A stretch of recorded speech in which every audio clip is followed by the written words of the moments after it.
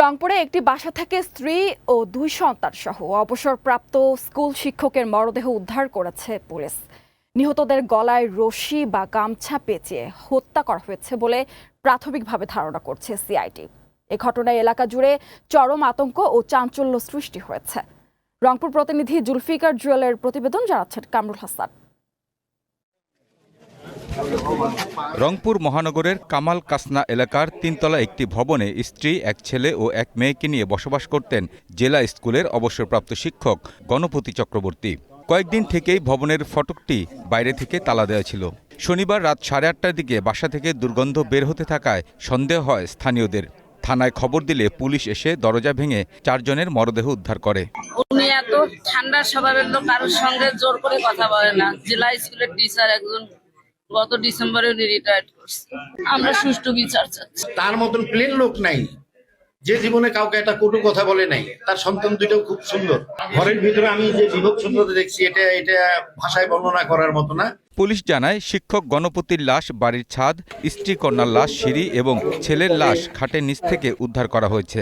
ধারণা করা হচ্ছে 3 থেকে 4 দিন আগেই তাদের মৃত্যু হতে পারে। ঘরের আসবাবপত্র তছনছ এবং বিদ্যুৎ সংযোগও বিচ্ছিন্ন ছিল। সিআইডি ও মহানগর পুলিশের উচ্চপদস্থ কর্মকর্তারা ঘটনাস্থল পরিদর্শন করেছেন। এটি ডাকাতি নাকি এর অন্য কোনো কারণ রয়েছে তা খতিয়ে দেখছে পুলিশ। মানে আসবাবপত্র যেগুলোতে আমরা সাধারণত টাকা পয়সা বা গহনাপত্র রাখি, সমস্ত কিছুই তারা ভেঙে ফেলছে। তাতে করে আমার মনে হচ্ছে এটা ডাকাতির ঘটনা হতে পারে। বডি গুলো একদম ডিকম্পোজিশন, এবং প্রত্যেকের ক্ষেত্রে আমি দেখলাম যে গলায় আপনার রশি বা গামছা বা গেঞ্জি এরকম প্যাটার্ন। নির্মম এই হত্যাকাণ্ডে জড়িত সন্দেহে 3 জনকে আটক করেছে police. Kamrul Hasan, green news desk. দর্শক, এ নিয়ে বিস্তারিত জানাবেন সহকর্মী জুলফিকার জুয়েল। 4 মরদেহ উদ্ধারের বিষয়ে এলাকাবাসী ও পুলিশ কি বলছে? নিহতদের কোনো আত্মীয় স্বজনের খোঁজ মিলেছে কিনা জানাবেন। ধন্যবাদ শুভ্রা। আসলে রংপুরে খুবই মর্মান্তিক একটি ঘটনা ঘটেছে, খুবই দুঃখজনক। আসলে গতকালকে যে একই পরিবারের যে 4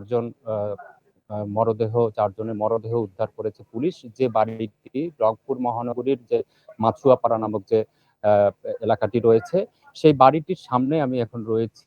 আপনি জানেন যে গতকাল ঠিক 11:30টার দিকেই কিন্তু এই বাড়িটিতে তার আত্মীয় স্বজন ফোন দিয়ে না পাওয়ার কারণেই এই এখানে এসে তারা তার যে ফোন নাম্বার ছিল তারা সেই ফোন নাম্বারে তাদেরকে না পাওয়ার কারণে এখানে এসে তাদেরকে অনেক ডাকাডাকি করেন। এরপর যারা আশপাশের পাড়া প্রতিবেশী যারা রয়েছে তারা সহ পুলিশে খবর দেয়। এখন যে বাড়িটি দেখতে পাচ্ছেন, আসলে এই বাড়িটিতেই থাকতেন রংপুর জেলা স্কুলের যে শিক্ষক। তিনি গত বছর অবসরে গিয়েছেন।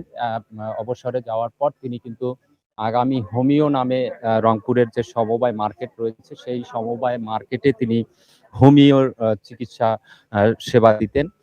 আপনাকে যদি আরো একটু জানাই যে আসলে যে তার যে তার যে পরিবারের অন্য সদস্য তারা সহ কখন এই মর্মান্তিক যে ঘটনাটি ঘটেছে সেটি কিন্তু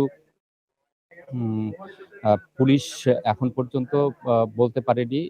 পুলিশের যে সিআইডি কর্মকর্তা রয়েছেন, তিনি গতকালকে আমাদেরকে যেটি জানিয়েছেন যে তারা বিভিন্ন আলামত সংগ্রহ করেছেন। সেই আলামত অনুযায়ী তিনি ধারণা করেছেন যে এটি হয়তো ডাকাতির ঘটনা হতে পারে। কারণ এই যে বাড়িটি, এই বাড়ির ভিতরে যখন আইন শৃঙ্খলা বাহিনীর সদস্যরা ঢুকেছেন এবং আমরা সংবাদকর্মীরা ঢুকেছিলাম, তখন আমরা দেখেছি যে বাড়ির যে গুরুত্বপূর্ণ যে জিনিসপত্র রয়েছে, বিভিন্ন আসবাবপত্র রয়েছে, আলমিরা, ওয়ার্ডরোব সহ অন্যান্য যে আসবাবপত্র রয়েছে, সেগুলো কিন্তু পুরোপুরি একবারে তছনছ করা অবস্থায় পুলিশ পেয়েছে, আইন শৃঙ্খলা বাহিনীর সদস্যরা পেয়েছে। এবং আমরা দেখেছি যে গহনার যে বক্সগুলো রয়েছে, সেই গহনার বক্সগুলো কিন্তু বাইরে শুধু গহনার বক্সগুলো আমরা দেখতে পেয়েছি। অর্থাৎ যে স্বর্ণ ছিল, টাকা পয়সা ছিল, সেগুলোও কিন্তু এখন সেখানে নেই। প্রত্যেকটি ঘরের আসবাবপত্র কিন্তু ছিন্ন বিচ্ছিন্ন অবস্থায় ছিল। এই বাড়ির যে তার যে যিনি শিক্ষক ছিলেন, তার যে স্ত্রী এবং তার মেয়ে, তিনি মাস্টার্সে রংপুর কারমাইকেল কলেজে পড়াশোনা করেন। তার স্ত্রী এবং তার মেয়ের যে মরদেহ সিঁড়িতে পাওয়া গিয়েছে, এবং যে তার যে শিশু পঞ্চম শ্রেণীতে রংপুর জেলা স্কুলে পড়েন, তার মরদেহ তার ঘরের মধ্যে পাওয়া গিয়েছে। এমন অবস্থায় পুলিশ কিন্তু গতকাল থেকেই অভিযান শুরু করেছে। এর প্রেক্ষিতে জিজ্ঞাসাবাদের জন্য এখন পর্যন্ত ৩ জনকে কিন্তু আটক করা হয়েছে তাদেরকে জিজ্ঞাসাবাদ করার জন্য। আর রংপুরে পুরো এই যে ঘটনাটি ঘটেছে, আমরা দেখেছি যে এই বাড়ির পাশেই কিন্তু দোকান রয়েছে, এবং বাড়ির আশপাশেই যারা প্রতিবেশী আছেন তারা কিন্তু কিছুই বুঝতে পারেননি এই হত্যাকাণ্ডের সময়। তো এখন পর্যন্ত এই ছিল আমার কাছে রংপুরে হত্যাকাণ্ডের সর্বশেষ তথ্য। জুয়েল, আপনাকে ধন্যবাদ। দর্শক, রংপুরে 4 মার্ডার নিয়ে কথা বলতে বার্তাকক্ষ থেকে সরাসরি যুক্ত হচ্ছেন সহকর্মী রত্না জামান। রত্না, কয়েক মাস আগেও দেশে একাধিক পরিবারে এমন মর্মান্তিক মৃত্যু দেখেছে দেশ। ওইসব ঘটনার সাথে রংপুরে মর্মান্তিক এই ঘটনাকে আপনি কিভাবে দেখছেন? শুভ্রা, আপনাকে ধন্যবাদ। দর্শক, রংপুরের নৃশংস হত্যাকাণ্ড আমরা যেটা দেখলাম সেটা ভাষায় প্রকাশ করার মতো না। সাধারণ মানুষ হিসেবে আমরা খুবই মর্মাহত। একটু পেছনে তাকালে আমরা দেখতে পাই রংপুরের মতো একই রকম নির্মম ঘটনা কিন্তু ঘটে চলেছে। এটি কিন্তু একক বিচ্ছিন্ন ঘটনা নয়। গত কয়েক মাস আগে জুন মাসের দিকে লক্ষ্মীপুরে একটি ঘটনা ঘটে। এক মা তার 3 কন্যাকে নিয়ে, যার মধ্যে ঢাকা বিশ্ববিদ্যালয়ের মেধাবী শিক্ষার্থী ছিলেন, তাদের বাসায় গিয়েও কিন্তু এই হত্যাকাণ্ড ঘটনা ঘটে। অন্যদিকে কুমিল্লাতে আমরা পেছনে ফিরে তাকালে দেখতে পাই কুমিল্লাতেও এক প্রবাসীর স্ত্রী, শিশুকন্যা ও তার ভাতিজাকে একইভাবে গলা কেটে হত্যা করা হয় এবং বাসার সর্বস্ব লুট করা হয়। এখন নিজের ঘরেও কিন্তু আমরা পরিবারের কাছে কেন নিরাপদ নয়, আমাদের সবার মনেই এই প্রশ্ন জাগে। সমাজবিজ্ঞানীরা বলছেন নৃশংস হত্যাকাণ্ডের পেছনে ভয়াবহ সত্য আছে। সেই ঘটনাগুলো প্রথমত বিচারহীনতার সংস্কৃতি, দীর্ঘসূত্রিতা। একটি মামলা দীর্ঘদিন ধরে ঝুলে থাকে, আসামি পলাতক থাকে, মামলাটি ঘুরতে থাকে। তৃতীয়ত এটি মনে হয় সামাজিক ও মানসিক অস্থিরতা। সামাজিকভাবে মানসিক অস্থিরতা এর পেছনে রয়েছে। এই অন্ধকার থেকে বাঁচতে হলে খুনিদের দ্রুত আইনের আওতায় এনে কঠোর শাস্তির ব্যবস্থা করা আমাদের এখন সময়ের দাবি। গণমাধ্যম কর্মী হিসেবে আমাদের এই ধরনের নৃশংস হত্যাকাণ্ড আমরা দেখতে চাই না, এবং এই ধরনের সংবাদ প্রকাশ থেকেও আমরা বিরত থাকতে চাই। রত্না, আপনাকে ধন্যবাদ। দেশের 23তম রাষ্ট্রপতি হিসেবে শপথ নেওয়ার পর প্রথমবারের মতো আজ বঙ্গভবনে নিজের কার্যালয়ে যাচ্ছেন রাষ্ট্রপতি মির্জা ফখরুল ইসলাম আলমগীর। সকাল 11:15টার দিকে মিন্টু রোডের সরকারি বাসভবন থেকে বঙ্গভবনের উদ্দেশ্যে রওনা হবেন তিনি। বেলা 11টায় বঙ্গভবনে পৌঁছালে তাকে আনুষ্ঠানিকভাবে গার্ড অব অনার প্রদান করা হবে। এর আগে গত শুক্রবার শপথ গ্রহণের পর শনিবার জাতীয় স্মৃতিসৌধে মহান মুক্তিযুদ্ধের বীর শহীদদের প্রতি শ্রদ্ধা জানানোর মধ্য দিয়ে তার রাষ্ট্রীয় দায়িত্বের আনুষ্ঠানিক যাত্রা শুরু হয়। এর আগে রাষ্ট্রপতি নির্বাচনে 255 ভোট পেয়ে দেশের 23তম রাষ্ট্রপতি হিসেবে নির্বাচিত হন মির্জা ফখরুল ইসলাম আলমগীর।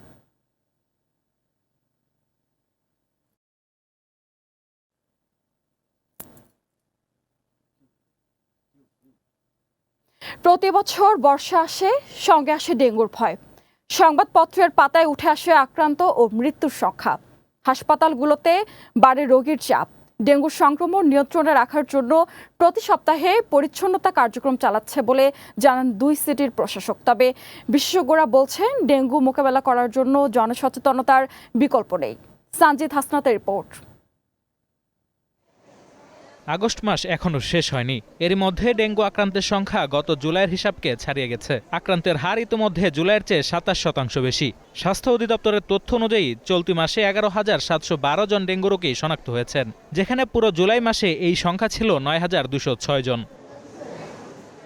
প্রতিদিন বাড়ছে আক্রান্তের সংখ্যা এবং হাসপাতালগুলোতে বাড়ছে রোগীর চাপ। হাসপাতালে চিকিৎসা নিতে আসা রোগীদের রয়েছে নানা অভিযোগ। হঠাৎ করে শরীরে জ্বর, বমি ভাব, তারপর হচ্ছে মাথা ঘোরায়। বাসায় গিয়ে ট্রিটমেন্ট করছে, করার পরে ঠিক হয় না, তারপরে ভর্তি করছে এখানে। আমরা তো সিটি পৌরসভা, কিন্তু মশার ওষুধ দেয় না এখানে। এটা সিটি কর্পোরেশনের কাজ তেমন একটা ভালো না। যদি ভালো হইতো তাহলে এই যে মশার যে নিয়ন্ত্রণটা এগুলো ঠিকমতো করে না। অবহেলা একদম। আমরা যে জায়গায় আমার প্লাটেলেট 49,000 আসছে, 49,000। আমার বলে সুস্থ, আমাকে আপনার ভর্তি নেওয়া যাবে না। চিকিৎসকরা বলছেন বর্তমান আবহাওয়া এডিস মশার বংশবৃদ্ধির জন্য খুবই অনুকূল। অক্টোবর পর্যন্ত ডেঙ্গুর প্রকোপ বাড়তে পারে এবং নভেম্বরে গিয়ে তা কমতে শুরু করবে বলে জানান তারা। যদি বৃষ্টি কমে যায় তাহলে হয়তো ডেঙ্গু আস্তে আস্তে কমতে থাকবে। এখন বিগত কয়েক বছরের যে এই সংখ্যাটা যদি আমরা দেখি, তাহলে এই আগস্ট সেপ্টেম্বর এই সময়টাতেই দেখা যায় যে ডেঙ্গু আক্রান্ত রোগীর সংখ্যা একটু বেশি থাকে। কাজেই বোঝা যাচ্ছে যে এই আগস্ট মাস হয়তো একটু বেশি থাকবে, আর সেপ্টেম্বরে হয়তো হয় এরকম থাকবে অথবা কমতেও পারে। ঢাকার 2 সিটি কর্পোরেশন বলছে ঢাকা শহরকে ডেঙ্গু মুক্ত এবং মশা নিয়ন্ত্রণে রাখার জন্য প্রতি সপ্তাহে পরিচ্ছন্ন কার্যক্রম চলমান আছে। ডেঙ্গু নিয়ে আমরা বহুত আগে থেকে প্রিপারেশন নিয়েছি। ডেঙ্গু যাতে নিয়ন্ত্রণে থাকে এটার জন্য আমরা টাস্ক ফোর্স গঠন করেছি। আমাদের হেলথ অফিসার আছে, আমাদের 10টি জোনে প্রতিটি জায়গায় আমরা মনিটরিং করছি এবং এডিস মশা যেখানে যেখানে লার্ভা পাওয়া যাবে এই কারণে আমরা মোবাইল কোর্টের ব্যবস্থা করেছি। আমরা চেষ্টা করছি যে যে জায়গায় আমরা এখনো খবর পাই সে জায়গায় আমরা ক্র্যাশ প্রোগ্রাম করে যাতে সেটা থেকে নিবৃত্ত করা যায়। এডিস মশার প্রজনন স্থল দ্রুত ধ্বংস করা না গেলে সামনে ডেঙ্গু পরিস্থিতি আরও জটিল হতে পারে বলে মনে করছেন সংশ্লিষ্টরা। Sanjit Hasnat, green news, Dhaka. ডেঙ্গুর প্রকোপ বাড়ছে বাগেরহাটেও। দর্শক, সার্বিক চিত্র জানবো সহকর্মী মেহেদি হাসানের কাছে। মেহেদি, হাসপাতালে ডেঙ্গু রোগীর চাপ কেমন, চিকিৎসা সেবা কেমন দেখছেন জানাবেন। জি ধন্যবাদ শুভ্রা, আপনি যেমনটি জানাচ্ছিলেন যে আমি এই মুহূর্তে দাঁড়িয়ে আছি বাগেরহাটের 250 শয্যা হাসপাতালের ডেঙ্গু ডেডিকেটেড ওয়ার্ডে। আমি যদি একটু আপনাকে দেখানোর চেষ্টা করি যে আমার পিছনে যে ডেঙ্গু রোগীরা রয়েছেন, এটি কিন্তু বাগেরহাট 250 শয্যা হাসপাতালের ডেঙ্গু ডেডিকেটেড ওয়ার্ড 1-এর রোগী। হাসপাতালে ডেঙ্গু রোগীর চাপের জন্য প্রথমে কিন্তু ডেডিকেটেড ওয়ার্ড ছিল, এখন কিন্তু 2টি ডেঙ্গু ডেডিকেটেড ওয়ার্ড চালু করা হয়েছে এবং পরে কিন্তু দেখতে পেয়েছি যে অনেকটা ডেঙ্গু রোগী কিন্তু মেঝেতে অবস্থান করছে। আসলে অসীম কুমার সমদ্দার আর তিনি আমাদেরকে জানিয়েছেন গত 24 ঘন্টায় 10 জন নতুন ডেঙ্গু রোগী ভর্তি হয়েছে। এছাড়া আমরা আজকে সকালে দেখেছি নতুন আরো একজন ডেঙ্গু রোগী এসেছেন। সব মিলিয়ে বাগেরহাট 250 শয্যা ডেঙ্গু ডেডিকেটেড ওয়ার্ডে এখন রোগী ভর্তি আছে 70 জন। এছাড়া আমরা খোঁজ নিয়েছি উপজেলার অন্যান্য স্বাস্থ্য কমপ্লেক্সেও কিন্তু ডেঙ্গু আক্রান্ত রোগী সংখ্যা বৃদ্ধি পেয়েছে। এছাড়া আমরা দেখতে পেয়েছি যে বিভিন্ন বেসরকারি প্রাইভেট ক্লিনিক যেগুলো রয়েছে বাগেরহাট শহরের, সেখানে কিন্তু যারা একটু মধ্যবিত্ত বা যারা সরকারি হাসপাতালে আসতে চান না তারা কিন্তু সেখানে থেকে চিকিৎসা গ্রহণ করছেন। সেখানেও কিন্তু প্রচুর ডেঙ্গু রোগী রয়েছে। সব মিলিয়ে আমি যদি বলতে চাই যে বাগেরহাট শহরে কিন্তু মৌসুমের শুরু থেকে এখন ডেঙ্গু রোগী করা যাচ্ছে না।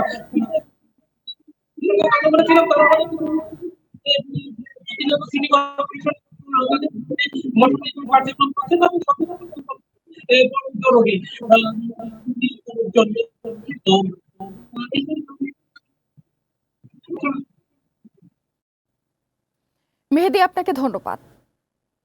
দেশের বিভিন্ন হাসপাতালে বাড়ছে ডেঙ্গু রোগীর সংখ্যা। এতে সেবা দিতে হিমশিম খেতে হচ্ছে চিকিৎসক ও নার্সদের। গত 24 ঘন্টায় নতুন করে 10 জন ডেঙ্গু রোগীর বাগেরহাট জেলা হাসপাতালে ভর্তি হয়েছে। এ নিয়ে মোট 69 জন রোগী চিকিৎসা দিচ্ছে। হাসপাতাল কর্তৃপক্ষ বলছে শয্যার চেয়ে রোগীর সংখ্যা প্রায় দ্বিগুণ, তাই সেবা দিতে বেগ পেতে হচ্ছে। বরগুনাতেও ডেঙ্গু রোগীর সংখ্যা বাড়ছে। হাসপাতালে প্রতিদিনই ছুটে আসছে নতুন নতুন রোগী। টাঙ্গাইলের ঘাটাইল উপজেলা স্বাস্থ্য কমপ্লেক্স গত কয়েকদিনে একসঙ্গে 30 থেকে 40 জন ডেঙ্গু রোগীর ভর্তি হয়েছে।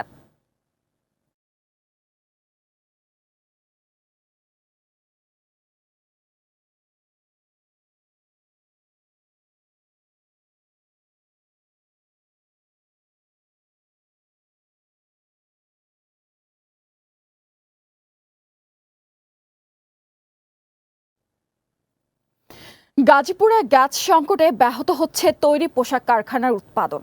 এতে সময় মতো রপ্তানি আদেশ পূরণ নিয়ে যেমন অনিশ্চয়তা তৈরি হয়েছে, তেমনি শ্রমিকদের মধ্যেও বাড়ছে চাকরি হারানোর শঙ্কা। সংকট কাটাতে অগ্রাধিকার ভিত্তিতে গ্যাস সরবরাহের দাবি জানিয়েছেন শিল্প মালিকরা। গাজীপুর প্রতিনিধি মোশাররফ হোসেন জয়ের প্রতিবেদন, জানাচ্ছেন জয়ন জামাত। কয়েক মাস আগেও বাড়তি রপ্তানি আদেশে ব্যস্ত ছিল গাজীপুরের পোশাক কারখানাগুলো। তবে গ্যাসের চাপ কমে যাওয়ায় এখন থমকে যাচ্ছে উৎপাদন। কোথাও ধীর গতিতে চলছে মেশিন, আবার কোথাও ঘন্টার পর ঘন্টা বন্ধ। এতে কাজ থাকলেও অলস সময় কাটাতে হচ্ছে শ্রমিকদের। বাড়ছে সময় মতো বেতন না পাওয়া ও চাকরি হারানোর শঙ্কা। গ্যাস না থাকার কারণে আমাদের কোম্পানি চলতেছে না, কোনো প্রোডাকশন হইতেছে না। গ্যাস নাই, গ্যাসের কারণে আমাদের ফ্যাক্টরি বন্ধ হয়ে যাওয়া অবস্থা। পাটির কাপড় যদি আমরা ঠিক মতো ডাইং করতে না দিতে পারি, আমরা ঠিক সঠিক সময় স্যালারি পাচ্ছি না। কোম্পানির কাজ নাই, প্রোডাকশন নাই, যদি বেতন চাইতে গেলে কোম্পানি মালিক বলে আমাদের কোনো কাজ নেই, বেতন কেমনে দিব। শিল্প মালিকরা বলছেন সময় মতো রপ্তানি নিশ্চিত করা নিয়ে দেখা দিয়েছে বড় ধরনের অনিশ্চয়তা। তাদের যদি যথাসময় যদি আমরা তাদের শিপমেন্টটা যদি বুঝাই না দিতে পারি, সেটা তাদের চুক্তির মধ্যে উল্লেখ আছে পেনাল্টি। তো আমরা অলমোস্ট এখন বর্তমান যে সিচুয়েশন আছে এটার মধ্যে আমরা অলরেডি পেনাল্টির মধ্যে আছি। ইভেন গত 2 দিন যাবত 1-এর কাছাকাছি গ্যাস প্রেসার পাচ্ছি, যার কারণে আমাদের উৎপাদন মেশিনারিজ চালাতে পারছি না। আমাদের প্রোডাক্টিভিটি 50% নিচে নেমে গেছে। গ্যাস সংকট দীর্ঘায়িত হলে উৎপাদন আরও কমে গিয়ে চরম ক্ষতির মুখে পড়তে পারে দেশের অন্যতম প্রধান রপ্তানি খাত তৈরি পোশাক শিল্প বলে মনে করছেন সংশ্লিষ্টরা। জেরিন জামান, গ্রিন নিউজ ডেস্ক। এ বিষয়ে বিস্তারিত জানাতে বিএনপি নেতা ইলিয়াস আলীকে গ্রুমের ঘটনায় দায়ের হওয়া মানবতা বিরোধী অপরাধ মামলায় বিমান বাহিনীর উইং কমান্ডার সাইফুর রহমান সাইফকে আদালতে হাজির করা হয়েছে। সকালে কড়া নিরাপত্তায় তাকে আন্তর্জাতিক অপরাধ ট্রাইব্যুনালে আনা হয়। গত 9 আগস্ট সাইফুর রহমানের বিরুদ্ধে গ্রেপ্তারি পরোয়ানা জারি করেন ট্রাইব্যুনাল 1। প্রসিকিউশন জানায়, ইলিয়াস আলীকে গুমের ঘটনায় সাইফুরের সংশ্লিষ্টতার তথ্য পেয়েছেন তদন্ত কর্মকর্তা। তবে মামলাটির তদন্ত এখনও চলমান রয়েছে।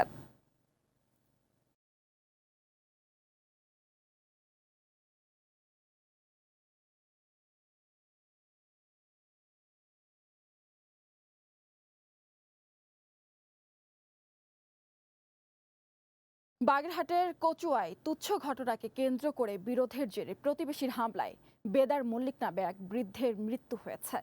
শনিবার রাত 10টার দিকে উত্তর ভান্ডারকোলা এলাকায় এই ঘটনা ঘটে। স্বজনদের অভিযোগ, জমিতে হাঁস ঢোকার ঘটনায় কয়েকজন প্রতিবেশী ঘরে ঢুকে বেদার মল্লিক ও পরিবারের সদস্যদের মারধর করে। যন্ত্রণা সইতে না পেরে চেতনা হারান বেদার মল্লিক। স্থানীয়রা কচুয়া উপজেলা স্বাস্থ্য কমপ্লেক্সে নিয়ে গেলে চিকিৎসক তাকে মৃত ঘোষণা করেন।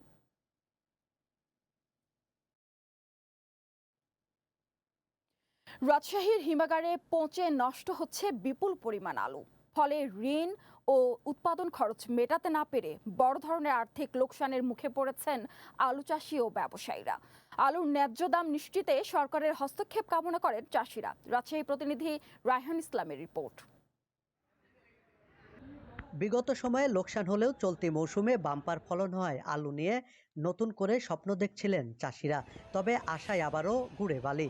কম দামে বিক্রি না করে কৃষক ও ব্যবসায়ীরা ভালো দামের আশায় হিমাগারে তুলেছিলেন লাখ লাখ টন আলু। 4 মাস পর সেই আলুই এখন গলার কাটা। স্বল্প দামও বাজারে চাহিদা না থাকায় দীর্ঘদিন ধরে হিমাগারে পড়ে থাকার কারণে পচে নষ্ট হচ্ছে বেশিরভাগ আলু। খুব ক্ষতিগ্রস্তের ভিতর কঠিন থাকে। এখন কী অবস্থা হবে বুঝতে পারছি না। বাদ বাকি সময়টা দিন তো কমতেই আছে, আলুর দাম আরও হয়তো ফেলেও দিতে যেতে পারে যাবার দিকে কিনে আছে। আমাদের বিশাল ক্ষয়ক্ষতি বুঝছেন, এদিকে 10টা লস। ভুক্তভোগী ও ব্যবসায়ীরা বলছেন জমিতে প্রতি কেজি আলু উৎপাদন করতে খরচ হয়েছে 25 থেকে 26 টাকা, আর এখন বাধ্য হয়ে বিক্রি করতে হচ্ছে 15 থেকে 16 টাকা। দীর্ঘদিন হিমাগারে পড়ে থাকায় সময় বাড়ার সঙ্গে সঙ্গে আলুর মান আরও খারাপ হওয়ার আশঙ্কা করছেন ব্যবসায়ীরা। এতে কৃষকের লোকসান যেমন বাড়ছে, তেমনি বাছাই ও পরিবহন খরচের কারণে ঝুঁকি বাড়ছে ব্যবসায়ীদের। এত টাকা আমরা ইনভেস্ট করলাম, এখন টাকা পাচ্ছি ঘুরে অর্ধেকেরও নিচে পাচ্ছি, তারপরে আমাদের লোন আছে স্টোরে। ওতে আপনার কেজিতে 15 টাকা লোকসান হচ্ছে বর্তমান বাজারে, তা তো আপনার বেচতে পাচ্ছি না, কষ্ট হচ্ছে বেচতে, আলু নিচ্ছে না। চলতি মৌসুমে রাজশাহী জেলায় মোট 34,109 হেক্টর জমিতে আলু আবাদ হয়েছে। গত বছর এই আবাদ ছিল প্রায় 40,000 হেক্টর।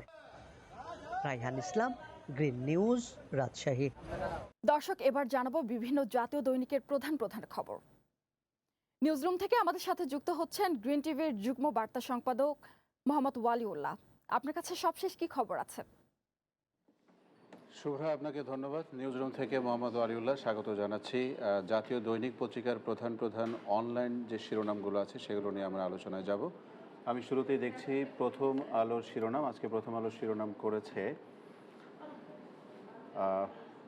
তাইজুলকে ফিরিয়ে ম্যাচে 10 উইকেট স্টার্কের, ইনিংস হারের শঙ্কায় বাংলাদেশ। নতুন রাষ্ট্রপতি আজ বঙ্গভবনে উঠেছেন, জেনে নিন শতাব্দী প্রাচীন ভবনটির ইতিহাস। অর্থাৎ মহামান্য রাষ্ট্রপতি আজকে আনুষ্ঠানিকভাবে বঙ্গভবনে উঠবেন, সেই খবরটির কথা আসছে। আমরা কালের কণ্ঠ পত্রিকার শিরোনাম দেখব, বঙ্গোপসাগরে কার্গো জাহাজ ডুবি, বাংলাদেশি নাবিক সহ নিখোঁজ 24। অর্থাৎ এখানে একজন বাংলাদেশি নাবিক ছিল যে জাহাজটি ডুবে গেছে, যার পরবর্তী গন্তব্য ছিল সিঙ্গাপুর, কিন্তু সেটি দুর্ঘটনা কবলিত অবস্থায় ডুবে যায়, ধরনের একটি ঘটনা ঘটেছে।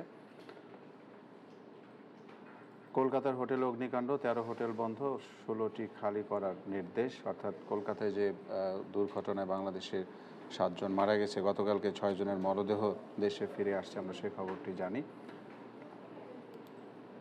যুগান্তর পত্রিকার শিরোনামে যাব, উড়িষ্যা উপকূলে বাংলাদেশি সহ 24 নাবিক নিয়ে জাহাজ ডুবি, যে খবরটি আমি কালের কণ্ঠ শিরোনামে বলছিলাম। এবং আজকে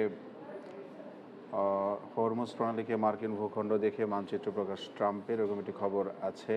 যাব বাংলাদেশ সংবাদ সংস্থায়, ভারত ও যুক্তরাষ্ট্রের ব্যবসায়ীরা বাংলাদেশে বিনিয়োগে আগ্রহী, এরকম একটি মন্তব্য করেছেন বাণিজ্য মন্ত্রী। রাষ্ট্রপতি নির্বাচিত হওয়ায় মির্জা ফখরুলকে যুক্তরাষ্ট্রের অভিনন্দন, এরকম স্বাভাবিক ঘটনা। পৃথিবীর বিভিন্ন দেশ থেকে মহামান্য রাষ্ট্রপতি মির্জা ফখরুল ইসলাম আলমগীরকে 23তম রাষ্ট্রপতি হওয়ার কারণে অভিনন্দন জানানো হচ্ছে। বাংলা ট্রিবিউনের খবর, হাসপাতালে বাড়ছে ডেঙ্গু রোগী, উত্তরাঞ্চলের সংখ্যা, অর্থাৎ দেশের বিশেষ করে উত্তরাঞ্চলের বিভিন্ন অঞ্চলে ডেঙ্গু রোগীর সংখ্যা বাড়ছে আশঙ্কাজনক হারে, এবং হাসপাতালে রোগীর সংখ্যা বাড়ছে। যারা বিশেষজ্ঞরা বলছেন যে এই বিষয়ে সচেতন হতে হবে, এবং যারা কর্তা ব্যক্তি আছেন প্রশাসনের, তারাও এই ব্যাপারে যথাযথ পদক্ষেপ নেবে, আমরা সেটি প্রত্যাশা করি। বিশেষ করে সচেতন হতে হবে, এই বিষয়টি উঠে আসছে বারবার। বিডি নিউজের খবর, গ্যাস বিদ্যুৎ সংকটে ফের বিনিয়োগ করার শঙ্কা, এরকম একটি খবর। এটি আমরা খুব করে দেখতে পাচ্ছি যে অনেক কারখানা উৎপাদন ধীরগতি, কোথাও উৎপাদন বন্ধ হয়ে যাচ্ছে, এবং শঙ্কার সবচেয়ে বড় যে বিষয়, এই সমস্ত শিল্প কারখানায় যারা কাজ করে, এরকম হাজারো শ্রমিক তারা বেকারত্বের দিকে যাচ্ছে এবং এই নিয়ে শঙ্কায় আছেন, তার এই বিষয়গুলো কর্তৃপক্ষ দেখবে, আমরা সেটি প্রত্যাশা করি। ঢাকা পোস্টের খবর দেখব, হরমুজকে নতুন মার্কিন ভূখণ্ড ঘোষণা করে মানচিত্র প্রকাশ ট্রাম্পের, এরকম শিরোনাম বড় করে ছাপানো হয়েছে। আজকে একটি খবর আছে, বিভিন্ন পত্রিকায় আসছে যে রংপুরে একই পরিবারের 4 জনকে, মানে 4 জনের লাশ উদ্ধার করা হয়েছে তালাবদ্ধ একটি ঘর থেকে। একজন শিক্ষক অবসরপ্রাপ্ত, তার স্ত্রী এবং তার এক ছেলে এবং মেয়ে সহ 4 জনের লাশ পাওয়া গেছে। সেটি পুলিশ খতিয়ে দেখছে কে, কেন, কিভাবে, কী কারণে তাদেরকে এভাবে হত্যা করা হয়েছে। তাদেরকে তালাবদ্ধ ঘরে দুর্গন্ধ বের হচ্ছিল, মানে কতদিন আগে সেটিও কেউ জানে না। তারপরে স্থানীয়রা পুলিশে খবর দিলে পুলিশ এসে তাদেরকে সেখান থেকে উদ্ধার করে। পুলিশ খতিয়ে দেখছে ঘটনার মূল কারণ কী। দৈনিক আগামীর সময়, যুক্তরাষ্ট্রের সঙ্গে না যেতে প্রতিবেশীদের সতর্ক করল ইরান, সরাসরি তাইজুলের বিদায়ে হারের আরও কাছে বাংলাদেশ, বিএনপি আমলেই কোণঠাসা বিএনপিপন্থী আমলারা। প্রতিদিনের বাংলাদেশের শিরোনাম দেখব মন্ত্রিসভার সম্প্রসারণ, নানা মনির নানা মত। অর্থাৎ মাননীয় প্রধানমন্ত্রী তারেক রহমানের মন্ত্রিসভায় রদবদল হয়েছে। আমরা দেখেছি মির্জা ফখরুল ইসলাম আলমগীর রাষ্ট্রপতির দায়িত্ব নেওয়ার দিনই নতুন করে 2 প্রতিমন্ত্রী, 4 জন মন্ত্রী রদবদল হয়েছে, দপ্তর বন্টন হয়েছে, প্রতিমন্ত্রী থেকে মন্ত্রী করা হয়েছে এবং আরও মন্ত্রিসভায় পরিবর্তন আসতে পারে। এই বিষয়টি নিয়ে প্রশাসন এবং রাজনৈতিক অঙ্গনে এক ধরনের আলোচনা সমালোচনা হচ্ছে যে কেন বা কী কারণে। সেটি নর্মালভাবে স্বাভাবিকভাবে যেটি হয়ে থাকে সেটি হচ্ছে মন্ত্রিসভার আকার, ছোট বড় বা কোন দপ্তরে কে কাজ করবে সে বিষয়গুলো নিয়ে আরও পরিবর্তন আসতে পারে।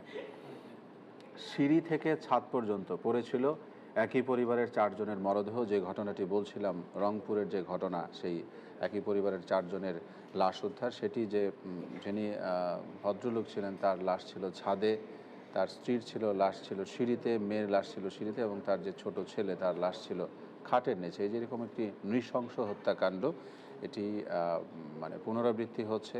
যারা আইনশৃঙ্খলা এবং মানে নৈতিকতার স্খলন এইসব বিষয়গুলো কে বড় করে দেখছেন, যারা বিজ্ঞানী রয়েছে এই বিষয়ে যারা কাজ করেন, আইন বিশেষজ্ঞ রয়েছেন, তারা বলছেন যে এই ঘটনাগুলো পুনরাবৃত্তি হচ্ছে।